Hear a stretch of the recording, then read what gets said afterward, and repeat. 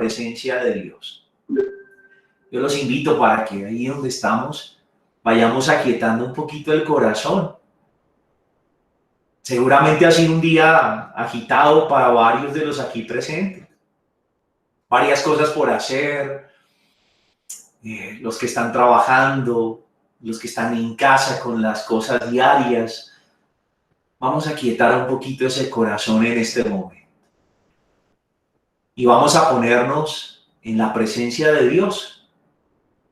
Lo vamos a hacer en el nombre del Padre, del Hijo, del Espíritu Santo. Amén. Vamos a entregarle a Dios todo lo que traemos hoy. Nuestro trabajo, nuestro cansancio,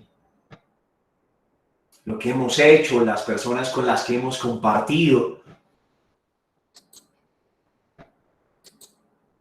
Entreguémoselas a Dios, lo que hay en el corazón, si hay alegría, si hay tristeza, si hay preocupación. Señor, aquí estoy. Quiero entregarte todo lo que tengo dentro, lo que me preocupa, lo que me cansa, lo que me cuesta, lo que he hecho en este día. Entrégaselo ahí a Dios.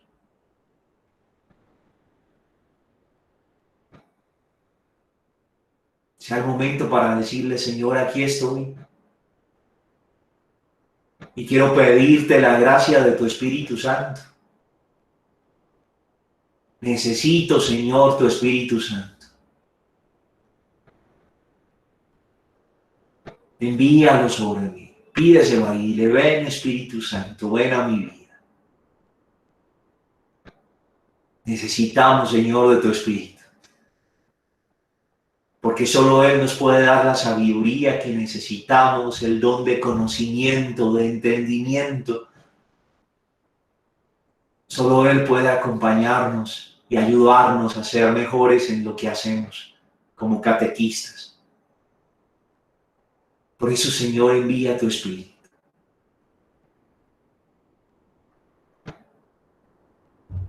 Vamos a hacer juntos la oración de Santo Tomás de Aquino.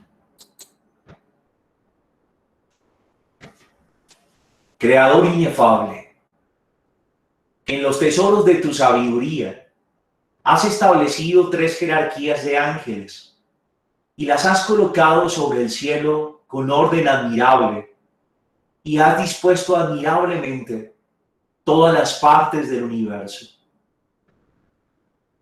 Tú que eres considerado verdadera fuente de luz y principio eminente de la sabiduría, dígnate infundir un rayo de tu claridad en las tinieblas de mi inteligencia, alejando de mí las 2 clases de tinieblas con las que he nacido, la del pecado y la de la ignorancia. Tú que sueltas las lenguas de los niños, prepara mi lengua e infunde la gracia de tu bendición en mis labios. Concédeme la agudeza para entender, la capacidad para asimilar, el método y la facilidad para aprender, la sutileza para interpretar y la gracia abundante para hablar. Dame acierto al comenzar, dirige el desarrollo, completa la conclusión. Tú que eres verdadero Dios y verdadero hombre, y que vives y reinas por los siglos de los siglos. Amén. Gloria al Padre, al Hijo y al Espíritu Santo, como era en el principio, ahora y siempre, por los siglos de los siglos. Amén. Vamos a empezar entonces con nuestro tema de hoy, las fuentes de la catequesis. ¿De dónde la catequesis toma lo que necesita para realizar su labor? ¿A dónde debe ir para sacar esa agua que va a llevar a sus catequizandos, a los creyentes, para hacerles fortalecer esa fe. ¿Cuáles son esas fuentes de la catequesis? Recuerden que si surge alguna pregunta, no la deje pasar por ahí, escríbanla en los comentarios. Al final volveremos sobre esos comentarios y si hay preguntas, vamos a dialogar sobre ellas. Para empezar a hablar de estas fuentes de la catequesis, tenemos que decir que son varias. Ya el plural no lo sopla, fuentes. No es una única. Hay varias fuentes a donde tenemos que ir como catequistas. Y esas fuentes, a pesar de ser varias, están todas muy relacionadas, interconectadas la una con la otra. Todas ellas van a ser expresión de la palabra de Dios. Palabra de Dios que es a través del cual Él se revela. Entonces, todas las fuentes son manifestación de esa palabra y por lo tanto se encuentran íntimamente unidas entre sí. Hay ocasiones en las que escogemos alguna fuente y le damos como más relevancia dependiendo del contexto, de los sujetos, de la población a la que estamos catequizando. Entonces, es muy probable que alguna de esas fuentes tome un protagonismo, digámoslo así. Pero el director general nos va a decir, cuidado, no se vayan a quedar catequistas con una sola fuente. No, hay que buscar un equilibrio entre todas las fuentes y ojalá usarlas todas, ¿sí? Tomando de cada una elementos que enriquezcan nuestra labor como catequistas. Por eso no puede haber una catequesis que solamente sea bíblica, o solamente sea litúrgica, o solamente vivencial. No. El catequista tiene que ser capaz de ir a las diferentes fuentes, manejarlas todas, aunque en ocasiones alguna de ellas como que tome el rol protagónico. Desde luego, de todas las fuentes que vamos a hablar hoy, la más importante va a ser la Sagrada Escritura. La más importante, va a tener una relevancia enorme sobre las demás. Pero eso no significa que las otras no sean importantes. Y en ocasiones esas fuentes dan lugar a formas de catequesis. Entonces, por ejemplo, la catequesis bíblica. Hay una catequesis bíblica cuando se toma únicamente esa forma bíblica. Eso puede pasar, pero el ideal es que como fuentes las conozcamos todas y las usemos todas en eso que hacemos como catequistas. Vamos a empezar a ver entonces cuáles son esas fuentes de la catequesis. Primera fuente.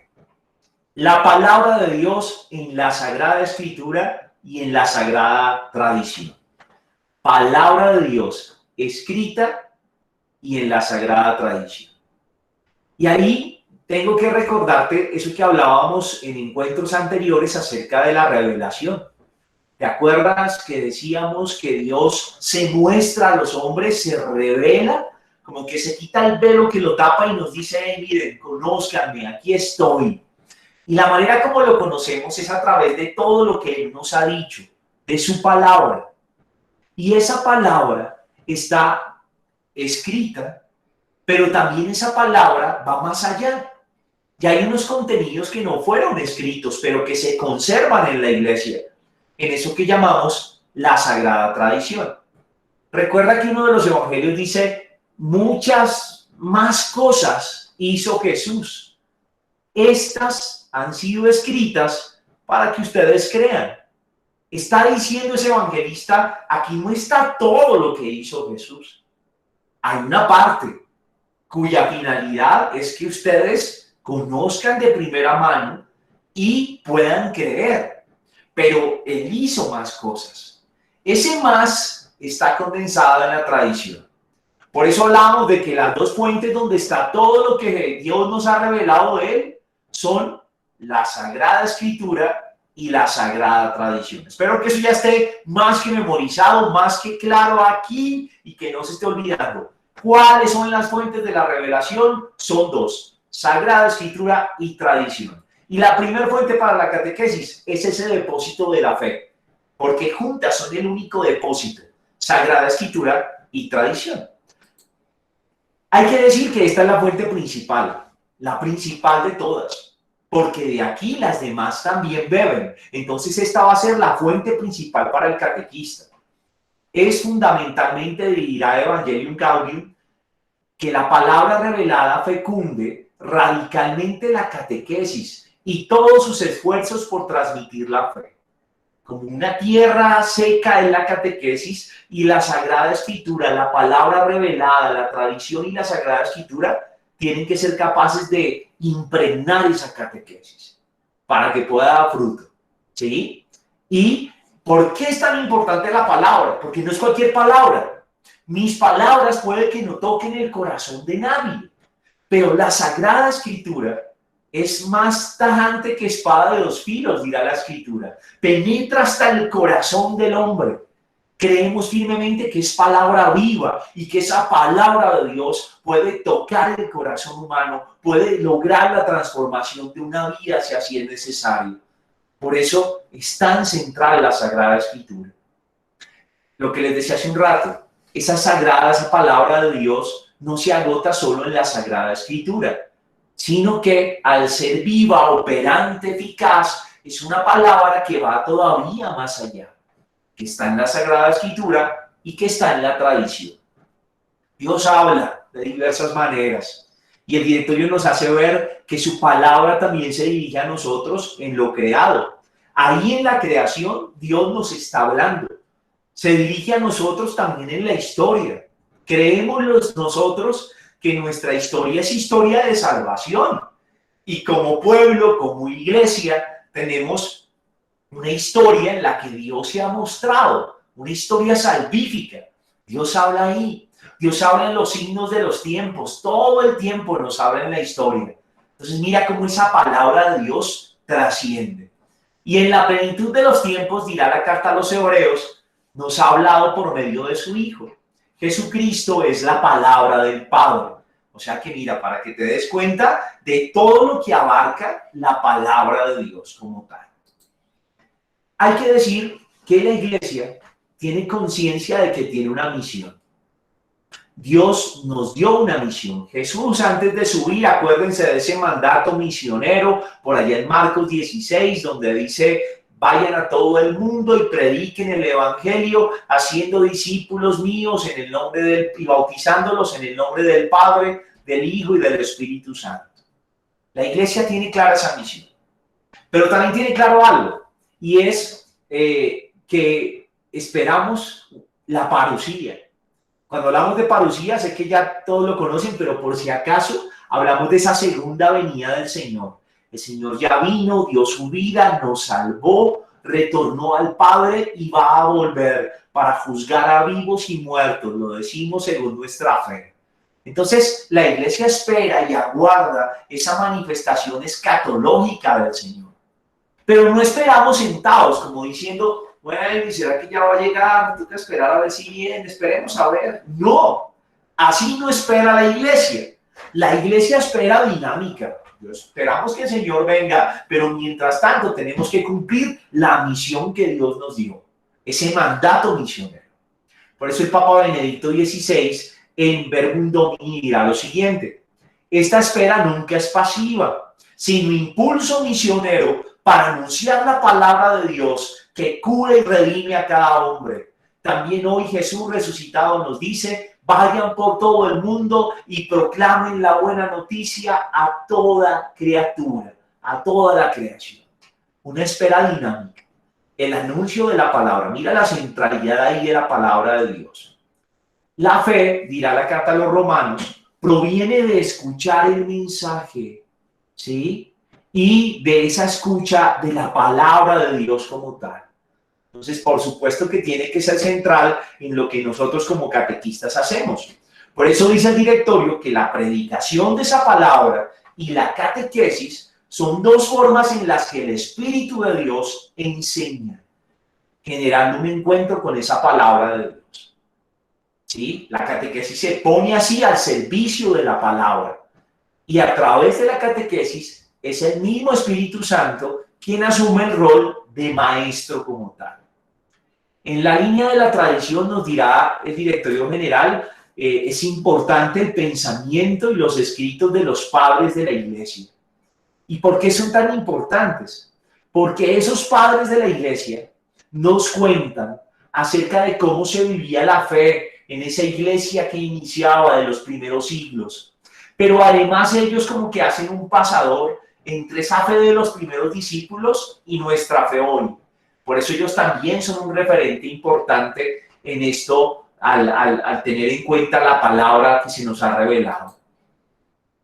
Eso en cuanto a la palabra de Dios, creo que estamos bastante claros en que es importante y que tiene que estar en nuestra catequesis el referente a la palabra de Dios, tanto escrita como en la sagrada tradición. Vamos a ver ahora un poco la segunda fuente. Y la segunda fuente a la que tenemos que ir es al magisterio de la Iglesia. El magisterio. Vamos dos. Sagrada Escritura y sagrada revelación y sagrada tradición. Y la segunda fuente, el magisterio. ¿A qué nos referimos cuando hablamos de magisterio? Mira, Dios ha revelado todo. Y esa revelación se encuentra, digámoslo así, como en un gran recipiente, en dos recipientes. Un tanque que tiene dos secciones.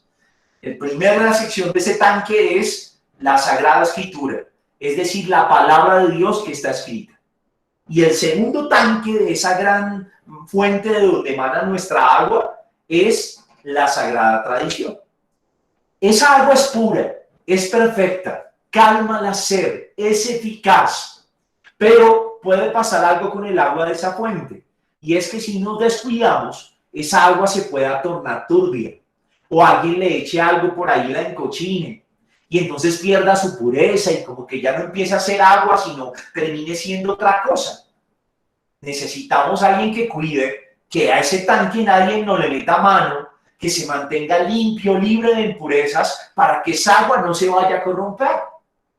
Ese papel lo cumple el magisterio de la Iglesia. El magisterio preserva, interpreta, transmite ese depósito de la fe que está allí en la Sagrada Escritura y la tradición. ¿Quiénes son los que llevan a cabo esa labor magisterial? Pues lo hace el Papa y los obispos, en comunión, como colegio. El Papa y los obispos son los sujetos de ese magisterio eclesial. Por eso el directorio nos va a decir eso que ves en la diapositiva, que la autoridad para enseñar oficial y legítimamente el mensaje salvífico en el nombre de Jesús pertenece al colegio de los obispos, en cabeza del Papa.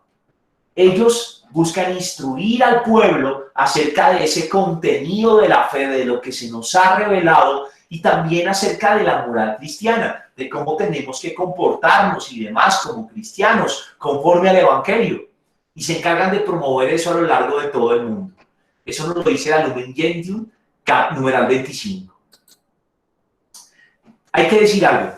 Ese tanquecito de agua pura, de donde emana todo, que está en esos dos afluentes, la Sagrada Escritura y la Sagrada Tradición, nunca cambia. Nunca cambia. A eso no tenemos que añadirle nada ni cambiarle nada. Es como es. Porque es la verdad salvífica. Es la misma siempre y no cambia. Pero la manera como conocemos sí es progresiva y sí vamos cambiando en cuanto a que cada vez aprendemos más de ese depósito de la fe. Entonces nuestro conocimiento de eso que Dios nos reveló sí es progresivo, puede ser cada vez más profundo, desarrollarse más. Y eso tenemos que tenerlo claro. El magisterio quiere ayudar a eso, a que nosotros podamos profundizar en esa revelación, pero resguardando que no vamos a cambiar la fuente. Lo que Dios nos ha dado tiene que mantenerse porque es inmutable, pero nuestro conocimiento sí puede ser cada vez más profundo. Además, eso que Dios nos ha revelado tiene que actualizarse y el magisterio también nos ayuda a eso. Por eso, el magisterio se pronuncia a través de documentos, sínodos, documentos de sínodos, encíclicas, etcétera. Todo eso hace parte del magisterio de la Iglesia. Y la catequesis tiene que servir como mediación para que eso que nos dice el magisterio lo conozcan todos los fieles. Por eso un catequista tiene que estar muy al tanto de qué es lo que está diciendo el magisterio de la Iglesia. Y sobre eso ser capaz también de transmitirlo. Catequistas, ¿cuántas encíclicas se han leído? ¿Han estado pendientes de lo que ha dicho el magisterio? Si miran eso de vez en cuando o nunca, ojo, porque el magisterio es una fuente de la catequesis. Vamos a la tercera fuente. Tercera fuente de la catequesis, la liturgia. Así como lo oyes, la liturgia. Pero será fuente, pero nosotros como que preparamos para que vivan la liturgia, pero es nuestra fuente, claro que sí. Un catequista tiene que ser capaz de ir a la liturgia para tomar elementos que le sirvan en su catequesis. ¿Y por qué decimos esto? Mira, en la liturgia hay un mensaje, en lo que celebramos hay un contenido, hay un lenguaje simbólico, hay unos gestos, unas palabras que significan algo. Y todo eso nos puede servir para llevarlo a la catequesis y lograr que la gente comprenda un poco más ese misterio de la fe que celebramos. Por eso hablamos de que la liturgia es una fuente de la catequesis. Además, la liturgia pertenece al mismo acto de creer. Hay un dicho muy antiguo que dice lex credendi, lex orandi. Y es más o menos como que la ley de lo que creemos es la ley de lo que oramos. O en otras palabras tendríamos que decir, lo que creemos es lo que oramos. Y es verdad. La celebración litúrgica es expresión de nuestra fe. La fe que creemos es la fe que celebramos en cada liturgia, en cada Eucaristía, en cada sacramento. Lo que creo, lo celebro, lo oro ahí, en la liturgia de la iglesia. Entonces están muy unidos. Liturgia y catequesis tienen que entenderse en la vida cristiana. Hay que saber para qué nos sirve en la vida de la iglesia. Tienen que aportar las dos, porque ambas, tanto la catequesis como la liturgia, tienen un objetivo común, y es ayudarnos a experimentar el amor de Dios. Eso es lo que buscan. Entonces, tienen que estar íntimamente unidas. Catequistas, la liturgia es fuente. Los primeros que tenemos que comprender qué es lo que celebramos, nosotros. Tenemos que conocer acerca de los himnos, el rito como tal, las palabras que están allí, qué significan. El catequista tiene que saberlo para poder tomar elementos de ahí que ayuden en su catequesis. La liturgia va a ser el lugar privilegiado de la catequesis del pueblo de Dios. Eso nos lo dice el Catecismo de la Iglesia Católica en el numeral 1074. Y así como se puede decir principalmente de la Eucaristía, se debe decir de toda la liturgia. La liturgia es fuente y culmen de la vida cristiana. De la Eucaristía salimos a cumplir una misión y llegamos a la Eucaristía como culmen, porque es encuentro. Lo mismo se puede decir de la liturgia como tal. Dirá Catequesis Tradense lo siguiente: la catequesis está intrínsecamente unida a toda la acción litúrgica y sacramental, porque es en los sacramentos y sobre todo en la Eucaristía donde Jesucristo actúa en plenitud para transformar a los hombres. Por lo tanto, liturgia y catequesis tienen que estar muy unidas, sin separarse, nutriéndose mutuamente. La catequesis ayuda a que todos los fieles vivan mejor la celebración del misterio en la liturgia, pero la liturgia también ayuda con sus signos, sus enseñanzas, a que la catequesis pueda cumplir con su misión.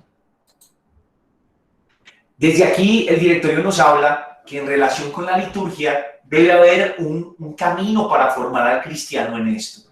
La liturgia en sí misma es un camino que ayuda a formar, y la catequesis tiene que montar un itinerario que ayude al creyente a formarse en su vida cristiana y en lo litúrgico. Ese camino formativo tiene un carácter vivencial. Lo hemos hablado en otras catequesis y en otros encuentros nuestros. No es solo transmitir una teoría, es también nuestro testimonio, nuestra experiencia de encuentro con Dios, lo que aquí se juega, lo que debemos presentar. Es testimonial la cosa, vivencial. El directorio habla aquí de las catequesis mistagógicas de los padres de la iglesia. Ya hemos hablado de ese término aquí, si te acuerdas. Por si no te acuerdas, cuando hablamos de mistagogía, hablamos como de introducción al misterio. Y esto hacía referencia a la parte del catecumenado en la que se profundizaba acerca de los sacramentos, los 7 grandes misterios, para poder conocerlos mejor y profundizar en ellos. Él dice, el directorio, que esa catequesis mistagógica de los padres de la iglesia va a ser un referente también para la catequesis, y que esas catequesis de los padres tenían ese carácter vivencial, testimonial. No solo eso, sino que también tenían la inteligencia de la fe. Ambas cosas son importantes. En castellano tendríamos que decir, es tan importante la doctrina de lo que hablamos como nuestro testimonio. Tienen que ir las dos cosas de la mano, ¿sí? Solo de esa manera vamos a lograr un encuentro vivo y persuasivo con Cristo, si lo anunciamos como sus testigos, como auténticos testigos. Quienes introducen en la liturgia, en los misterios, son testigos. Ustedes, catequistas, nosotros, somos testigos de Cristo antes que cualquier otra cosa, ¿sí? Y por eso tenemos que no perder ese carácter vivencial, aunque sin descuidar el carácter también doctrinal. El directorio va a hablar entonces, bueno, si se necesita como un itinerario mistagógico que ayuda a profundizar en esa liturgia, en esos sacramentos, pues él dice, ese itinerario tendría que tener 3 momentos. Ahí los ves en la diapositiva. Primero, la interpenetración de los ritos. Segundo, la introducción al significado del signo litúrgico. Y tercero, presentar el significado de los ritos en relación con toda la vida cristiana. Es muy sugerente ya estas 3 puntos. Si los miras con atención, te das cuenta de que, caramba, primero, cómo los ritos están relacionados, interpenetrados los unos con los otros. ¿Por qué? ¿Qué es lo que los une? No son sueltos. Hay algo que los une, que hace que estén muy relacionados. Pero no basta con entender eso, cómo se relaciona todo, sino que también hay que pensar qué significa eso que ocurre en cada celebración, los signos que están presentes. Si no se entiende eso, la gente no va a poder comprender en profundidad lo que estamos celebrando. Y tercero, si esa vaina no toca la vida, pues hay que insistir también en cómo esos signos de la liturgia guardan relación con lo que vivimos, con la vida del cristiano, en la práctica. Miremoslo un poquito en detalle cada uno. Primero, la interpenetración de los ritos tiene que hacerse a la luz de los eventos salvíficos. Casi siempre estos ritos nos llevan a un evento de salvación. Como pasó con la Pascua, ¿te acuerdas? Los judíos celebran la Pascua. Para nosotros la Pascua también es importante, pero tiene de referente a Cristo que da una nueva Pascua y celebramos la Eucaristía. Pero para que la Pascua, quedémonos con la Pascua judía, tenga una comprensión mayor, el que celebra la Pascua judía tiene que ir a lo que hizo Dios en Egipto. Y por eso lo recuerdan, allá hubo una acción de Dios en favor nuestro, nos salvó. Ahora vamos al cristiano. El cristiano, para comprender lo que sucede, por ejemplo, en la Eucaristía, tiene que ser capaz de comprender cuál fue el acontecimiento salvífico de Cristo. Si no vamos a los eventos salvíficos, no comprendemos qué es lo que estamos celebrando. Es importante aquí también la tradición de la iglesia. ¿Cómo la iglesia ha vivido eso? Eso también nos dice algo. Y hay que hacer una relectura de los misterios de la vida de Jesús y su misterio pascual. Este es el componente de la palabra. Estos elementos nos ayudan a comprender más los ritos y a ver cómo se relacionan, cómo están interpenetrados. Segunda cosa, introducción al significado de los signos. Esto sí que va a ser importante. Dice el directorio que se necesita una catequesis mistagógica que despierte y eduque la sensibilidad de los fieles en el lenguaje de los signos y de los gestos. En un rito que hay, en un rito hay unos signos y unos gestos y está la palabra. Todo sacramento mezcla estas dos cosas, signos y gestos y palabra. Pero si la gente va y no sabe qué significa lo que están haciendo ahí, se aburre y no va a valorar qué está sucediendo. En lugar de que la liturgia lo ayude a encontrarse con Dios, lo que va a hacer es aburrirse, mirar para el techo, que se acabe esta vaina ya. Y creo que nos pasa mucho, conocemos muchísimos casos de cuando eso pasa. Yo me pongo a pensar, alguna vez un primo mío me decía, pero la iglesia no avanza. Desde que yo tengo uso de razón, siempre la misa ha sido la misma vaina y tantos años y no cambia. Y él lo veía como un punto desfavorable. Entonces yo le decía, mira, ¿tú sabes por qué eso no se cambia? Mira lo bonito de algo. Tú puedes tener una certeza y es que en esa no variación, en eso que hacemos siempre igual, hay un signo muy bonito y es la unidad de la iglesia. Si tú te vas a Japón y aunque sea en japonés, entras a un lugar donde hay un culto católico y estando ahí en la misa, te vas a dar cuenta que hacemos lo mismo en Japón, en la China, en el África, en Colombia. Lo mismo hacemos. Esa uniformidad, esa consistencia también nos habla de la unidad de la iglesia, es una. Es todos los creyentes del mundo entero orando. Esa forma nos conecta con eso. Mira que de eso no hablamos. No hablamos. Y entonces no sabemos qué significa. ¿Qué significa un gesto como estar de rodillas en la Eucaristía? Es algo que se ha perdido mucho. Cada vez son menos los fieles que se arrodillan, no le encuentran sentido. Algunos pensarán en sucio, otros dirán, yo creo que arrodillar, o ni lo piensan si nos quedan de pie. Pero ¿qué significa estar de rodillas en ese momento de la consagración, por ejemplo? ¿Qué es lo que está pasando en el altar? ¿Qué sucede ahí? La catequesis tiene que ir a la liturgia, recuperar esos signos y traerlos para que el catequizando, conociendo su significado, pueda encontrarse realmente con Cristo que se hace presente en la liturgia de la iglesia. Y tercero, presentar el significado de esos ritos en relación con toda la vida cristiana. De nada sirve estar en un rito, en un culto, en una liturgia que no toca mi vida. O sea, sí, voy allá y algunas cosas, pero salgo y hago otras. Nos pasa, nos está pasando o no. Y dice el directorio general, hay que evidenciar el vínculo entre la liturgia y la responsabilidad misionera de los fieles. Por eso la liturgia es fuente y culmen. Salimos de la liturgia a cumplir una misión. La Eucaristía terminaba con un envío y es vayan a hacer su misión, vayan a vivir lo que hemos celebrado. Cuando estamos en una liturgia, eso tiene que conectar en la catequesis con caramba, hay un envío, a algo se te envía. Un sacramento tiene un envío, se te da una gracia para que cumplas una misión. También dice el directorio que hay que hacer conciencia de cómo la existencia del creyente se va transformando en aquello que celebra. Celebro la Eucaristía. Tengo que ser consciente de que eso que celebro tiene que empezar a hacerse vida. Y mi vida tiene que ser eucarística. En pan, como el pan que se parte y se reparte.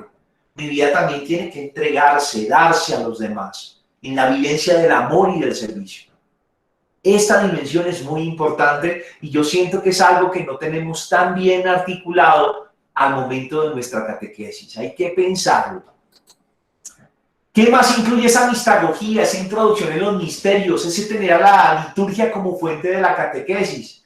Incluye que no se reduce la catequesis y este aspecto únicamente a profundizar esa mistagogía, a profundizar en los sacramentos recibidos. No, porque resulta que nuestros fieles, aún antes de ser bautizados, de hacer su primera comunión, de confirmarse, ya están participando, por ejemplo, de la misa dominical.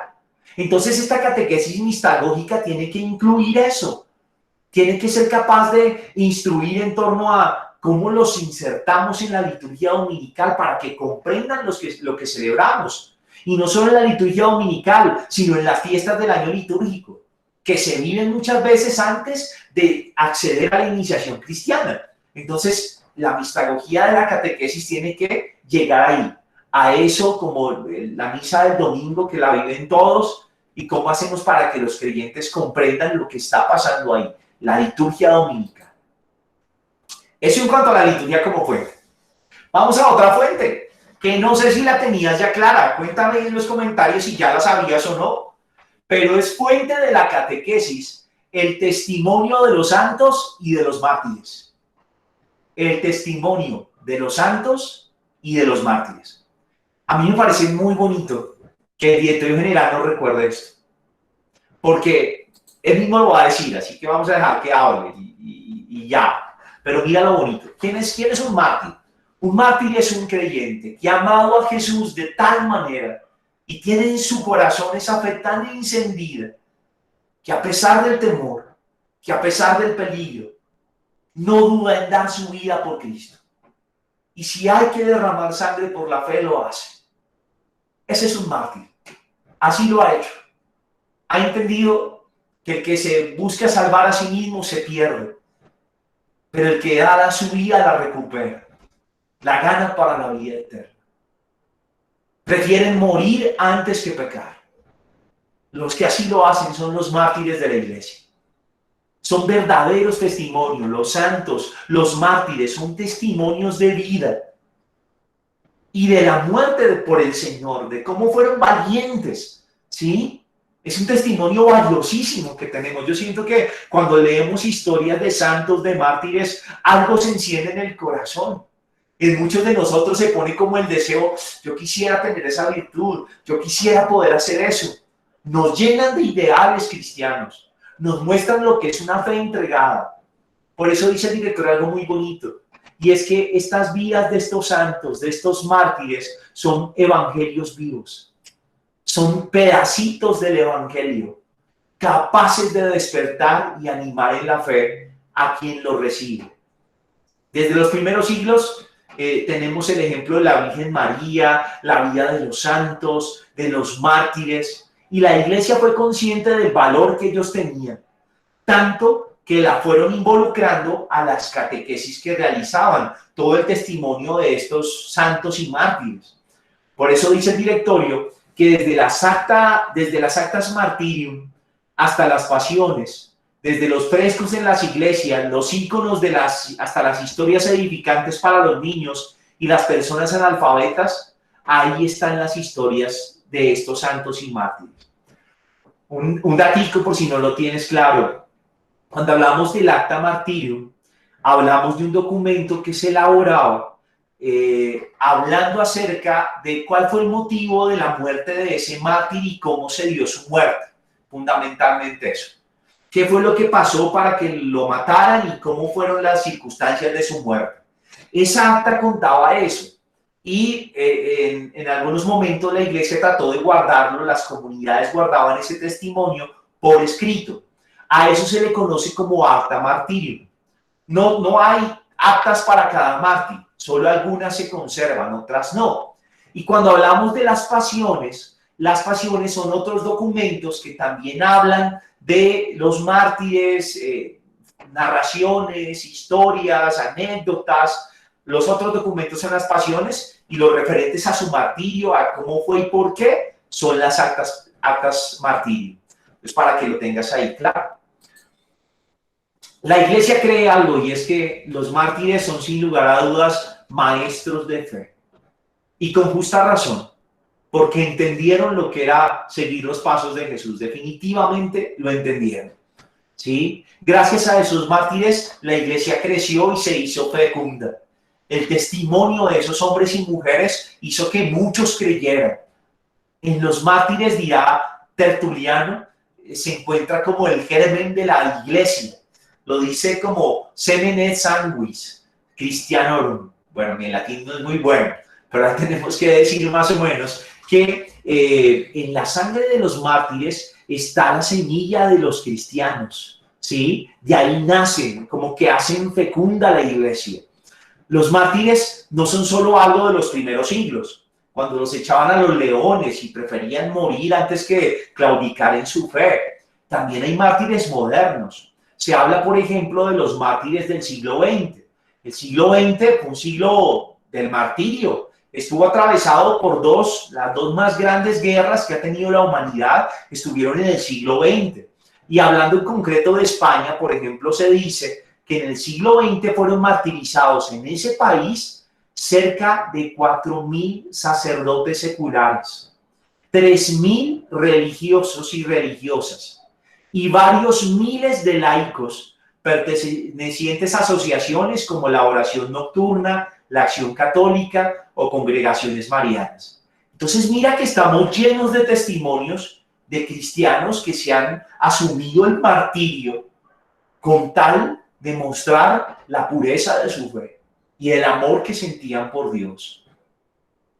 Creo que estamos de acuerdo con el directorio en que ellos son fuente para la catequesis.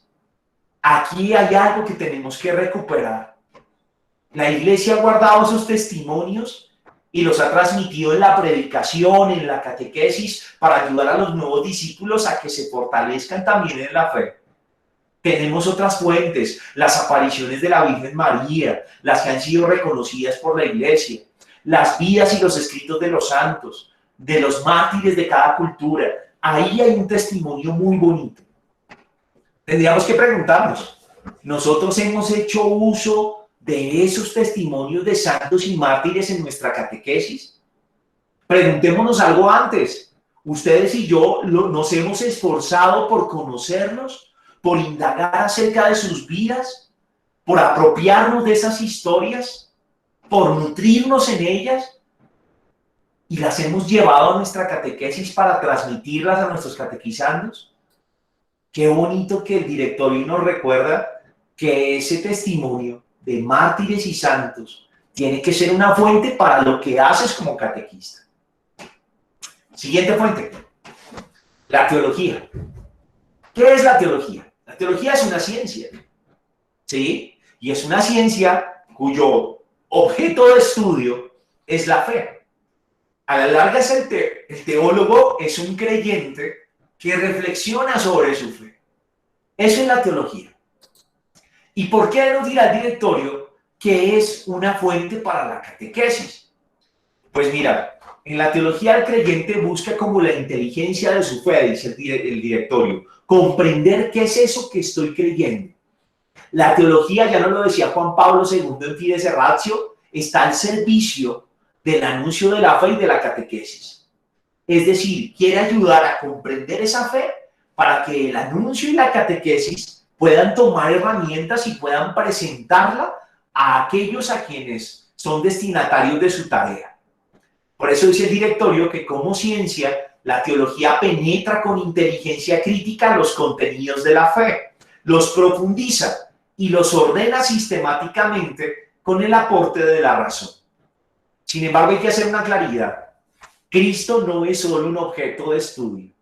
Por lo tanto, un teólogo no puede ser como un biólogo que estudia como estudiar las algas o los minerales. No, el teólogo es un creyente, porque Cristo es más que un objeto de estudio. Cristo es la verdad viva, la sabiduría de Dios, nuestro Dios hecho hombre.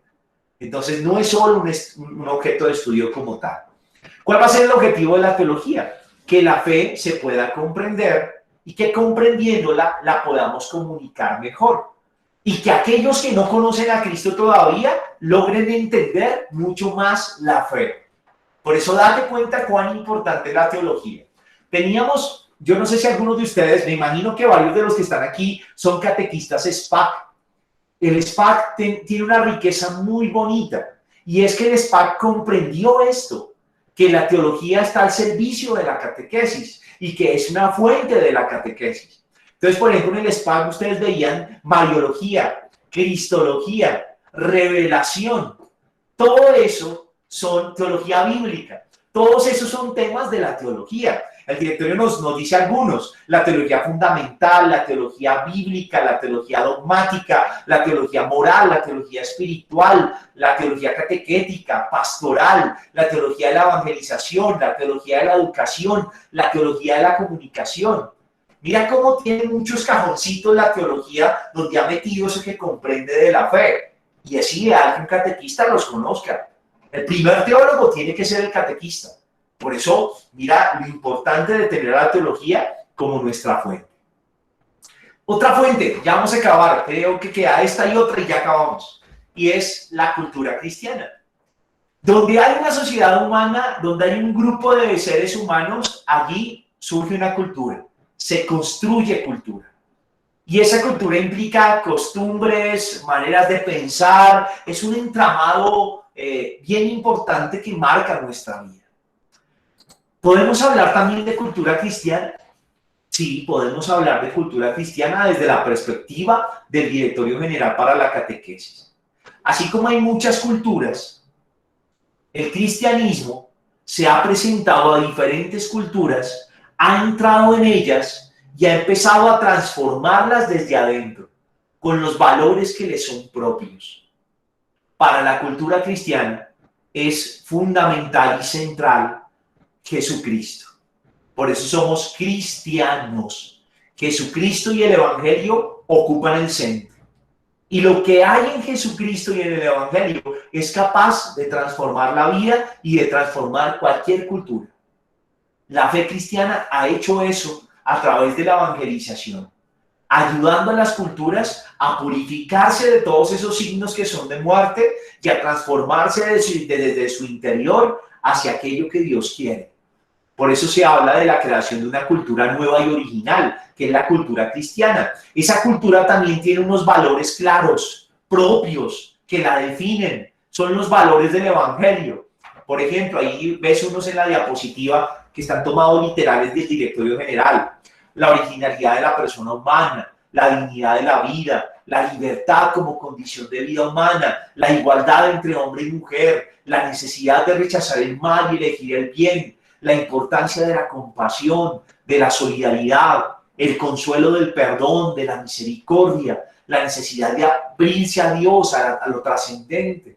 Todos esos son valores cristianos que hacen parte de esa cultura cristiana. Y allá tiene que ir un catequista a tener en cuenta todas esas manifestaciones de esa cultura para poder llevarlas a la catequesis.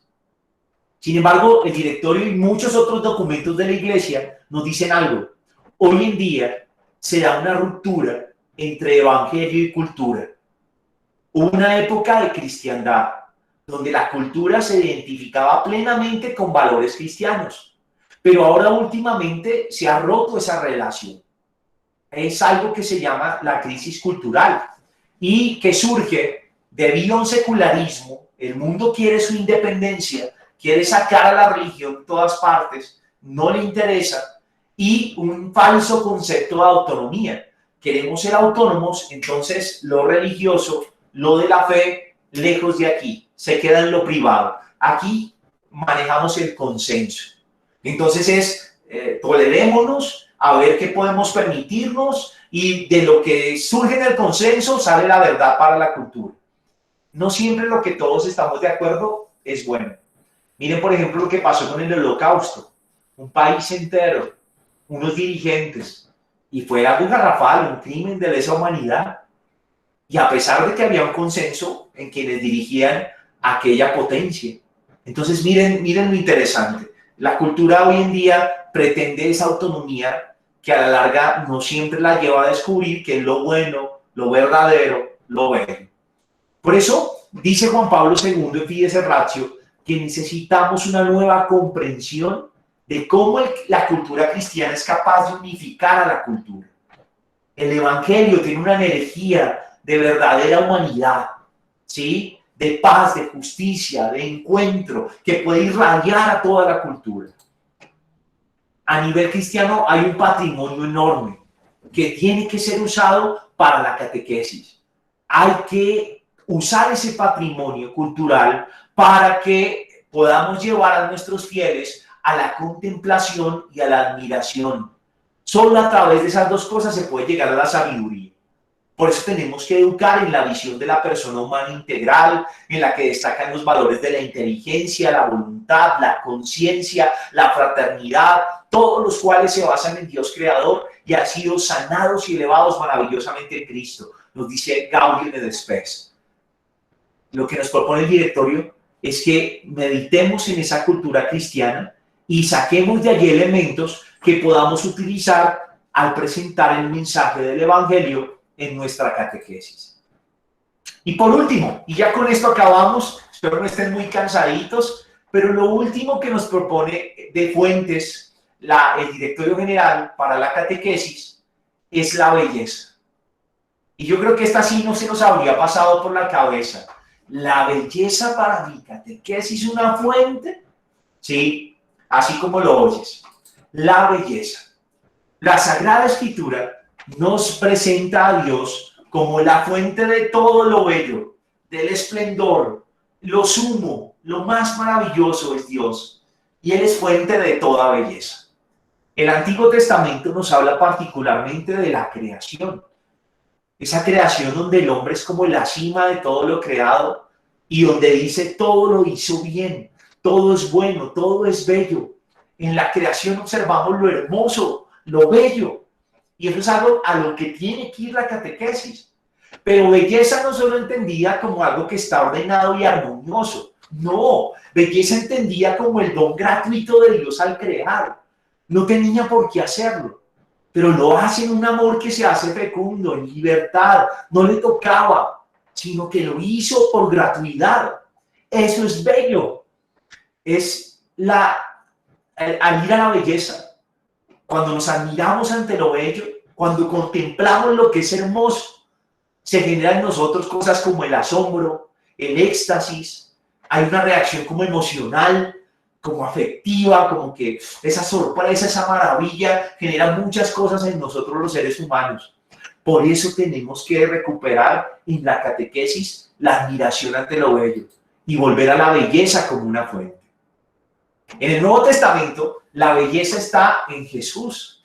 Jesús, la persona de Jesucristo, concentra lo que es la belleza, ¿sí? Y dirá, pues, en Jesús, que en Jesús resplandece su gloria, la gloria de Dios, dice la carta a los Hebreos. Este párrafo siento yo que resume muy bien el directorio general cuando habla de que en Jesús está la belleza. Mira lo que dice. Su evangelio es fascinante porque es una noticia hermosa, buena, alegre, llena de esperanza. Él, lleno de gracia y verdad, asumiendo sobre sí la humanidad, ha contado a través de las parábolas la belleza de la acción de Dios. En su relación con las personas, ha dicho bellas palabras que con su eficacia sanan las profundidades del alma. Los pecados quedan perdonados. Tampoco yo te condeno. Tanto amó Dios al mundo.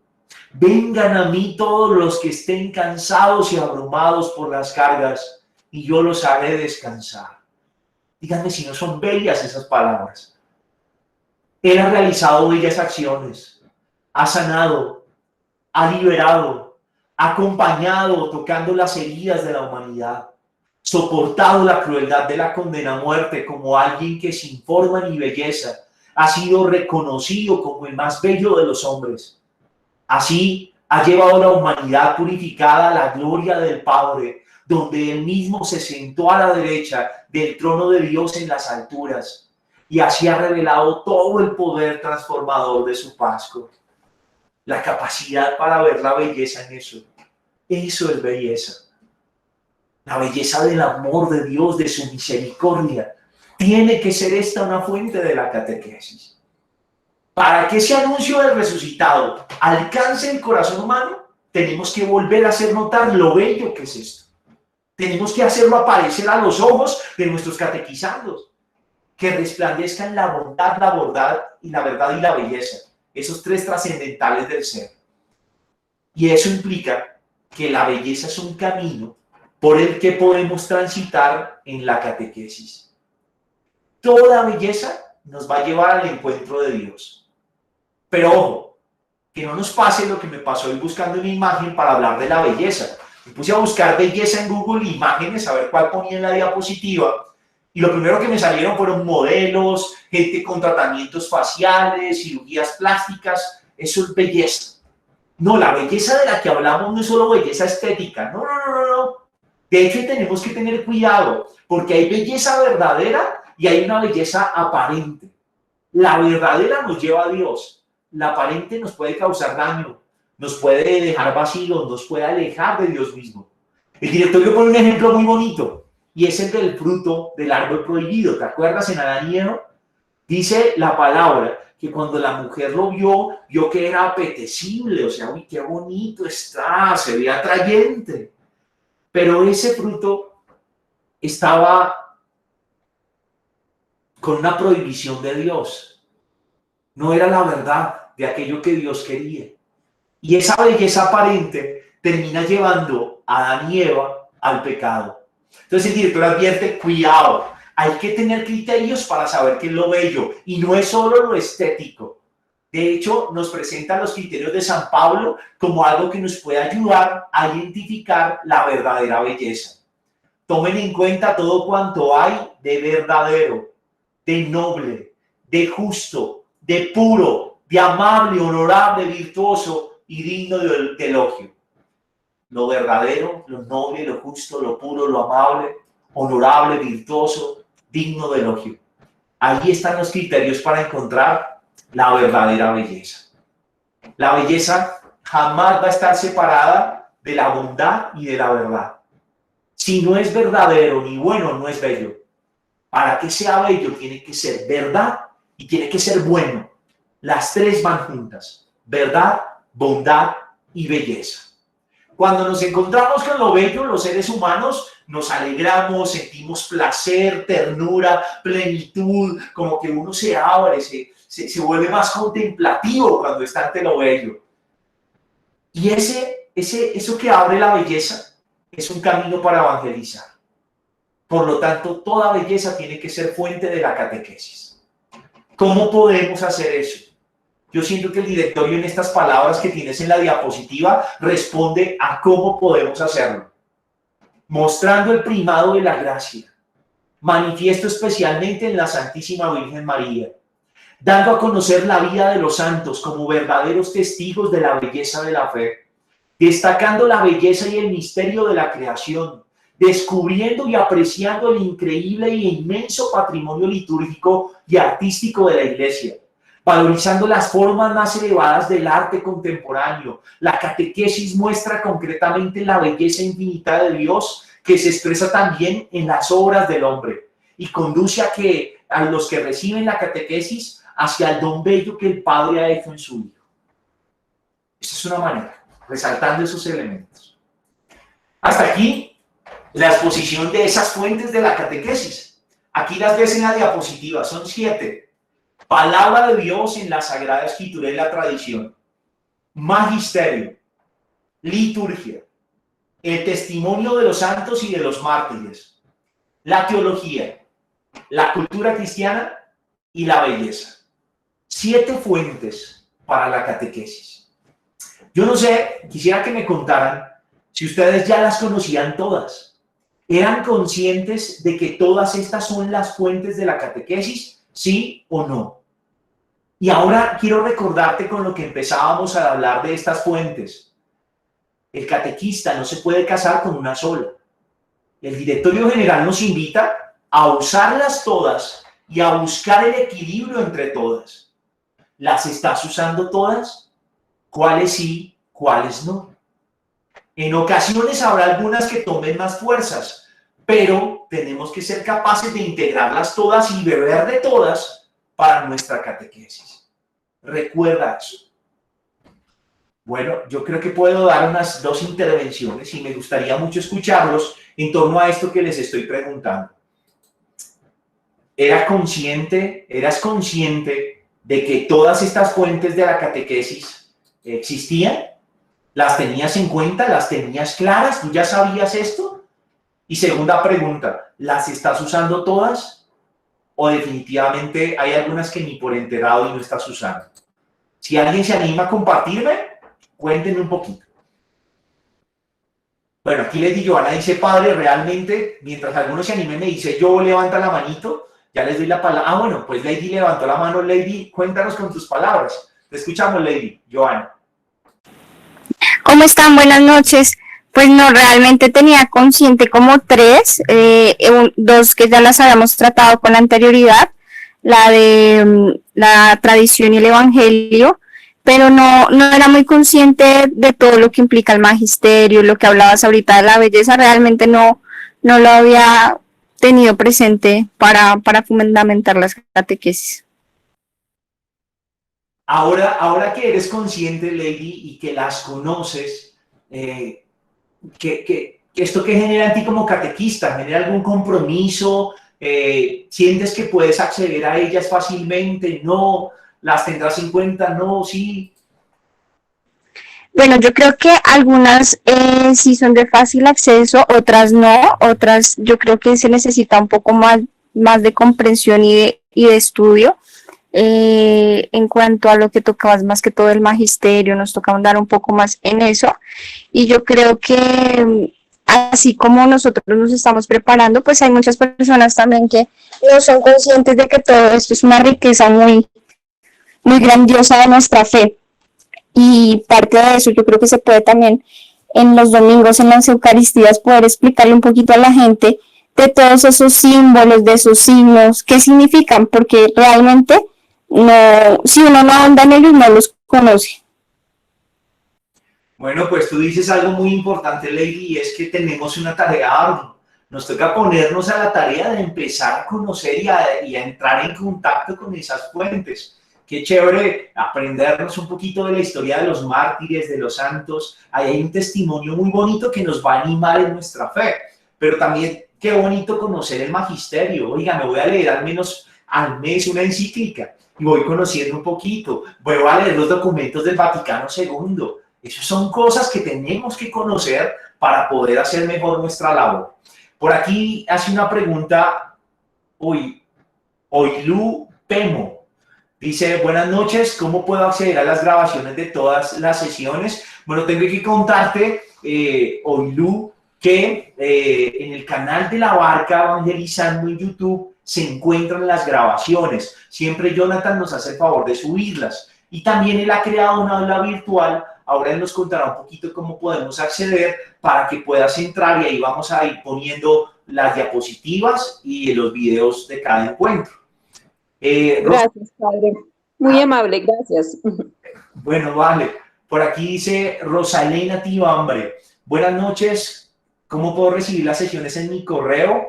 Ah, ok, tú nos dejas el correo. Y ahorita hablamos con Jonathan a ver cómo hacemos eso, para que te podamos ayudar, Rosita, también. Elizabeth dice, buenas noches. Un pequeño aporte. El Papa instituye, por supuesto, de eso también tenemos que hablar. El Papa ha instituido el ministerio laical del catequista. En 8 días vamos a hablar un poquito más de eso que implica, de qué se trata eso de que el Papa ha instituido el ministerio laical del catequista. Vamos a verlo un poquito más en detalle y a profundizar en él. Pero gracias, Elizabeth, por recordarnos esa buena noticia que también realza la labor de los catequistas en la iglesia, al elevarlo a la categoría de ministerio, ¿sí? Es un ministerio dentro de la iglesia, como el ministerio de la palabra, como el ministerio de la comunión. Ahí hay un ministerio que también es importante y que hay que ejercer. Entonces ya hablaremos de eso. Gracias, Elizabeth, por compartirnos. Joana Patricia dice, el testimonio de los santos y de los mártires, no. Ah, ok, tú dices, Joana Patricia, que ese todavía no lo has involucrado a la catequesis. Ojalá, Joanita, lo sumes. Son historias fascinantes y muy hermosas. Dice, yo no, padre, no estaba enterada. Bueno, en su vida, ahora ya lo sabes. Entonces ya tienes un horizonte por donde caminar. Mercy dice, ¿cómo hago para obtener las grabaciones? Bueno, creo que también ya respondí a esa pregunta. Y María Rosario dice, para el aula virtual deben escribir aquí el correo de Gmail para incorporarlos al aula. Ah, bueno, ok, Rosario, muchas gracias. O sea, que los que quieran entrar a la virtual dejen sus correos y Jonathan nos va a ayudar a involucrarnos. Bueno, miremos si hay manito levantada por aquí, no solo Lady Joana, no veo... Ah, bueno, Fabio, te escucho. ¿Tú ya conocías estas fuentes de la catequesis y cómo las estás usando en tu labor catequética? Sí, señor. ¿Me escuchan? Sí. Sí, señor. La única que no sabía bien de plano era la de la belleza, aunque uno lo hace en su catequesis, embellecer la catequesis para que los chicos, los catequizandos conozcan, pero como tal, la belleza no las otras sí, pues por los años que llevo ya las he estudiado y por los cursos que he tomado. Simplemente quería aportar un poquitico con los signos y símbolos, que la riqueza, cuando se procesió Monseñor, vimos todos esos signos tan hermosos. Y hoy en la misa, cuando lo estábamos despidiendo, también una serie de símbolos, colocarle la mitra, el vestido que usó. Oiga, una riqueza hermosa que los que nos enamoramos de la Eucaristía y sobre todo los signos, uno vemos qué hermosa la liturgia. Y aunque usted, como dijo, es repetitiva, pero parece repetitiva, pero cuando uno se alimenta de eso, de todos los signos, se da cuenta que cada liturgia así sea con hartos músicos o con uno músico o cantando una viejita que tiene mala voz, es llena del Espíritu Santo y que es muy hermosa. Entonces, es nosotros, la misión de nosotros, como dijimos cuando vino el Papa vino y dijo, demos el primer paso. Hoy en la liturgia del mediodía dijo, vamos es a caminar, seguir caminando y caminando cogidos de la iglesia, de nuestra diócesis, de lo que nos enseñan. Y creo que esta catequesis de hoy deberíamos de repetirla nosotros, volviendo a ver la barca y volviendo a ayudarnos, que fue de una gran riqueza la de hace 8 días. Y la de hoy creo que sería fundamental a los líderes de las catequesis que se las llevaran a sus compañeros y en sus reuniones las hicieran ver. Bueno, muchas gracias. Muchas gracias, Fabio, y ciertamente sí, miren que los signos son maravillosos, pero por desconocimiento uno no los valora, uno a veces no sabe. Lo felicito, Fabio, por ser tan detallista, porque todo eso que pasó en la celebración de las exequias hoy de Monseñor, lo capta alguien que definitivamente es curioso y su merced se ve que tiene esa curiosidad, no la pierda. Es eso, es abrir los ojos a qué significa cada cosa. Nada pasa porque sí en la liturgia. Cada momento tiene una riqueza. Y los primeros que tenemos que conocer esa riqueza somos los que estamos aquí para poder transmitirla. Y me parece muy buena la idea de Fabio. Qué bueno que este conocimiento que vamos adquiriendo, ustedes también los lleven allá a su comunidad de catequistas, sean temas que ustedes expongan en sus reuniones, que hablen y que puedan transmitir. Esa es la idea. Así que qué bonito que así sea. Bueno, ¿alguien más se anima o terminamos con esto? Si alguno más se anima a dar su voz, bueno, por aquí alguien la puso y se fue. ¿Quién se anima a contarnos si conocía estos elementos y si los está usando en su catequesis o no? Por aquí tengo a Mercy Leguizamón. Mercy, te escuchamos.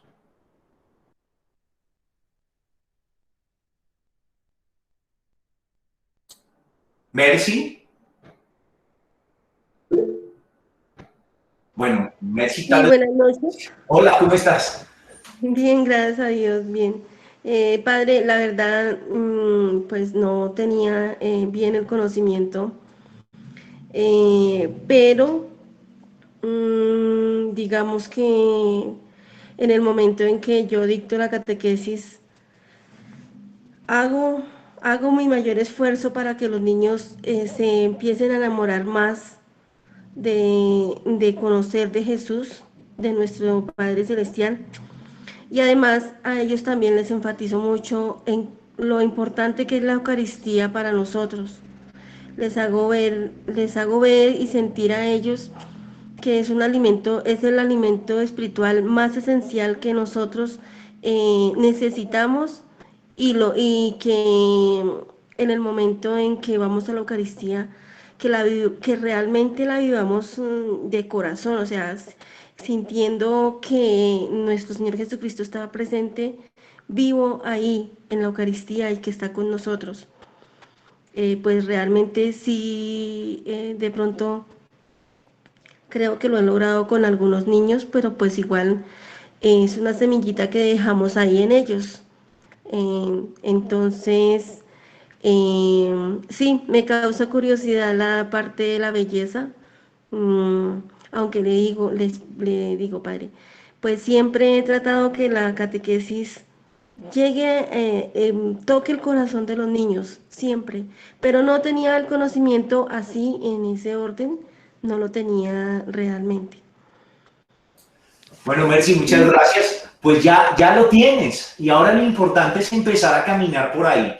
Yo te felicito, creo que es lo que hay en el corazón de todos los que estamos aquí, el deseo de llevar a los niños, a los jóvenes, a ese encuentro con Jesús. Pero les voy a poner un ejemplo. Es como si a mí me ponen a hacer hamburguesas y yo digo, las quiero hacer bien ricas, pero resulta que solo tengo carne. No tengo pan, no tengo tomate, no tengo lechuga, no tengo nada más. Yo hago mi mayor esfuerzo y me quedará rica la carne, pero no quedará tan rica como si usara el pan, la lechuga y una suculenta hamburguesa. Entonces, ahora que conocemos las fuentes de la catequesis, tenemos que ir a ellas, tenemos que empezar a empaparnos, tenemos que conocerlas.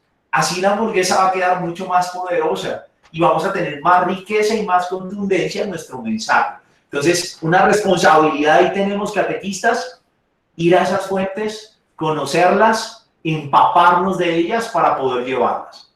Nuestro próximo tema va a ser, vamos a empezar a hablar de la persona del catequista. Así como hablamos de la catequesis y cuál era su finalidad y demás, ahora nos vamos a centrar en la persona del catequista.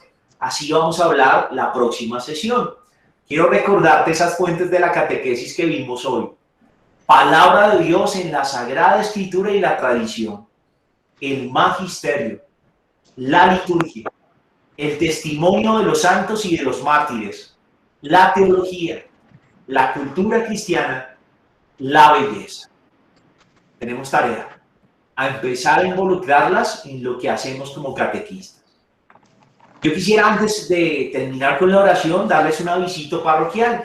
Mañana hemos querido abrir un espacio para pensar un poco la realidad que estamos viviendo como país. Toda esta situación de paro, toda esta situación de orden público, una inconformidad social que está ahí sobre la mesa, que ha causado muchas reacciones entre nosotros, porque nos ha retrasado para llegar a trabajar, porque ha hecho difícil el coger un transporte, por mil cosas, por el vandalismo, etcétera. Pero queremos como iglesia pensar juntos, hacer un conversatorio donde miremos qué hay debajo de esto y que no nos quedemos solo como con lo que vemos de lejos, sino saber qué hay debajo de este paro nacional y pensar como creyentes qué podemos hacer. Por eso los estamos invitando, van a haber unos invitados al conversatorio. Espero que nos acompañe el padre de Iber Zárate, vicario de pastoral de nuestra diócesis. Estará también invitado el padre Sergio Salamanca, él es delegado de pastoral juvenil y de otras pastorales en la diócesis de Engativá. Y hemos invitado también a un profesor universitario, trabajador social llamado Camilo Barrera. Con ellos vamos a estar conversando un poquito sobre eso. Va a ser a las 7:30 de la noche. ¿Por dónde? Por la misma dirección por la que entramos hoy aquí. Ese mismo link nos sirve. Los que quieran, mañana a las 7:30 vamos a estar hablando acerca de ese paro nacional y como cristianos, ¿qué? ¿Para dónde cogemos? ¿Qué podemos hacer?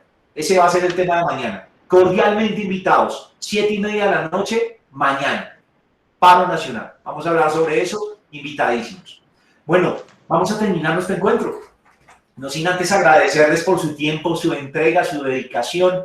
Es muy motivante verlos aquí tan juiciosos. Eso hace que uno diga, vale la pena también comprometerme y seguir aportando lo poquito que uno pueda y hacer cosas buenas para ustedes. Vamos a terminar juntos haciendo esa oración de entrega a nuestro Señor, la oración de Ignacio de Loyola. Digámosla juntos. ¿Cómo así? Mi memoria, mi entendimiento y toda mi voluntad, todo mi haber y mi poseer. Tú me lo diste. A ti, Señor, lo entrego. Todo es tuyo. Dispón según tu voluntad. Dame tu amor y gracia, que esta me basta. Amén. Bueno, muchísimas gracias a todos. Que Dios los bendiga y los acompañe siempre en el nombre del Padre, del Hijo, del Espíritu Santo. Amén. A todos, muchísimas gracias. Yo no sé si Jonathan estaba por ahí, nos quiere decir algo de lo del aula virtual, o si está ocupadito. ¿Estará por ahí Jonathan de pronto? Sí, claro, padre, aquí estoy. Bueno, Jonathancito, todos escribieron sus correos en el chat. ¿Hay algo más que tengamos que hacer? Qué vergüenza que lo ponemos en estas. No, señor, ya está habilitada. Los videos se están publicando después de cada sesión. De esta sesión yo no he recogido los correos. Esta noche o mañana les estará llegando la invitación al aula. Y ya, pues de hecho, pues ya hay mucha gente inscrita en el aula actualmente. Hay como 15 personas. Entonces, más los que vayamos a estar el día de hoy también inscritos. No sé si hace 8 días también se recogieron correos, sinceramente no los pude ver. Estaba en una conferencia y no pude pues revisarlos. Pero si los inscribieron, también los reviso para poderlo hacer, padre. No, muchas gracias, Jonathan. Yo sé que su merced está trabajando y demás, y tiene harto trabajo, y gracias por esa ayuda que nos brinda, de verdad. Bueno. No, no, tranquilo, sin problema. Bueno, y a todos muchas gracias, señora. Padre, ¿a qué hora es mañana la reunión que acabo de decir? Mañana es a las 7:30 de la noche, por el mismo link. Bueno. Bueno, gracias, Padre. Bueno, que Dios los bendiga. Una feliz noche a todos. Bendiciones y gracias. Muchas gracias, Padre. Bendiciones. Muchas gracias. Feliz noche para todos. Feliz noche. Gracias a todos. Feliz noche. Feliz noche. Muchas gracias, Padre. Hasta luego. Hasta luego, que estén muy bien. Bendiciones, así bien. Bendiciones, da Isabel. Gracias, Padre, Dios lo bendiga. Gracias, Padre, bendiciones, y a todos los hermanitos que estuvieron acompañándonos en el día de hoy. Dios me lo bendiga, Leito. A todos una feliz noche. Dios